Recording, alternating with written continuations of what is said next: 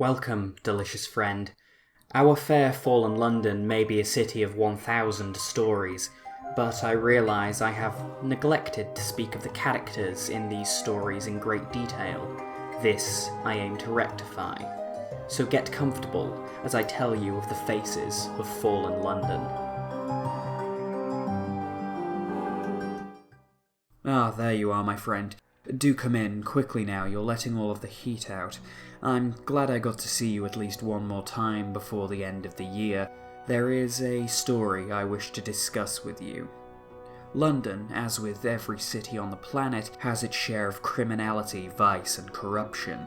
Very few people stay entirely honest in their dealings down here for long, myself and I suspect yourself included, delicious friend. It therefore stands to reason that there would be those who rise through the ranks of this dark underbelly of the city to positions of prominence within the hierarchy of illegality. Some of them, such as the Gracious Widow, we have spoken of before, but there is another figure in London's criminal underworld that I wish to talk of today. One of the most dangerous men in the city, masquerading as a simple landlord of a rather rough pub, the Cheery Man. I suspect he controls, or has influence in, every major criminal enterprise within the city, though of course it would be best for your health and mine not to speak of that openly. On the opposing side to the Cheery Man and his ilk, we have those supposedly dedicated to keeping law and order in our fair city, the Constables.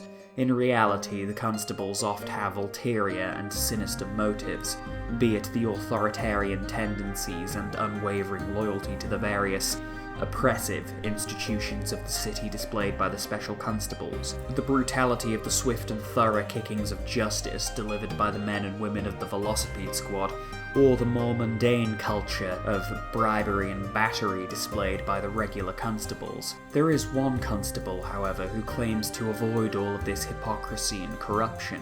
She calls herself the Last Constable, supposedly because she is the only one who isn't in anybody else's pocket. And why, delicious friend, do I talk of the Cheery Man and the Last Constable together? What connection could a king of the underground and a paragon of justice share? They are bound by blood, by ties older than the laws of man. They are father and daughter. In her crusade to bring down her father, the Last Constable has been known to enlist help from those newly arrived in the city, rather than those of us hardened and made cynical by neathly life.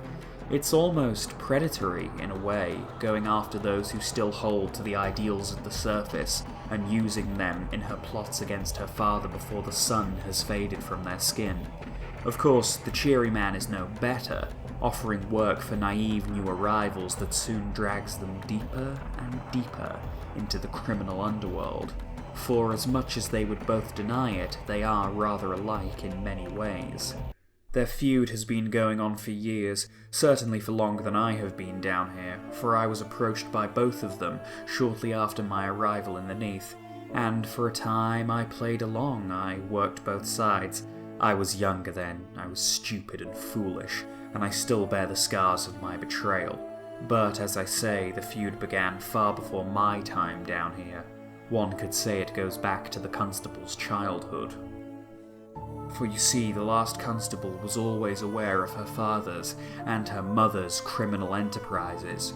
The Cheery Man and his wife ruled spite with an iron fist for years, possibly even from before the fall. Then, as is the case for many criminals, it ended badly for the family. One day, the Cheery Man, his wife, and the Last Constable walked into an ambush. She was a mere child at the time, and he had a choice to make, his wife or his daughter. He chose to save his child, and his wife was killed. Following this, rather than rot away as a tomb colonist, the Cheery Man's wife had left instructions to be placed in a tomb of sunlight and be burned to nothing, rather than spend eternity as a corpse, or even worse, a nest for the frost moths. Well, I'm not entirely sure that was one of her priorities, but it would most certainly be one of mine. Perhaps it sounds as if I am favouring the Cheery Man more than his daughter, but I can't help but admire her. Staying true to her principles and remaining free from corruption and bribery is, An impressive feat down here. She manages to maintain her convictions without becoming a violent fanatic like a number of the revolutionaries unfortunately, no. It is certainly a virtue to aspire to, though her principles and my own differ, no doubt indeed. In an ideal world, I would side with her in a heartbeat. In an ideal world, there would be no need for men like the Cheery Man. But this is not an ideal world. If the Cheery Man were to be removed, it would cause a power vacuum, one that the other criminal figures of London's underworld would go to war to fill. Yet the constable thinks she alone can stop not only her father, but the widow and perhaps every other major figure in the underworld. I admire her tenacity, but in my opinion her plan would only lead to more blood on the streets. This isn't to say, of course, that her father is any better. He seems so focused on removing his daughter, so as not to look weak, that I find it hard, nay impossible, to sympathise. There are connections between people, connections older than laws, older than the written word. It is in our nature to protect those we love. Surely mercy for one's own children can be forgiven.